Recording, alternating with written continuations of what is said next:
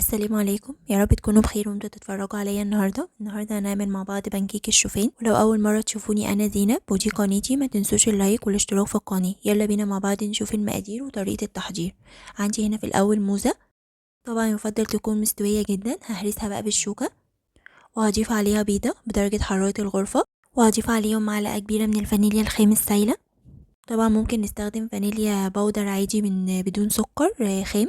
وهكمل تقليب فيهم برضو كده بالشوكة لغاية ما يختلطوا مع بعض كويس. وهحط هنا عندي 2 كوباية من اللبن حوالي 160 ملي، وهقلبهم مع بعض كويس. طبعا احنا ممكن نحط المكونات كلها على بعض ونضربها بالهاند بلندر او في الخلاط، هيبقى اسهل. وعندي كمان كوباية من دقيق الشوفان، حطيت عليهم معلقة كبيرة من البيكنج باودر وذرة ملح، وهقلب بقى المكونات دي مع بعض كويس جدا. هو ده القوام المفروض هحصل عليه في الاول. هسيبها بقى ترتاح لمدة 10 دقايق. هو ده القوام بعد ما هسيبها ترتاح لمدة 10 دقايق. وهبدأ بقى اسيب البانكيك في طاسة غير لاصقة من غير ولا نقطة زيت او اي حاجة. هحط كده بمقدار كبشة من الخليط،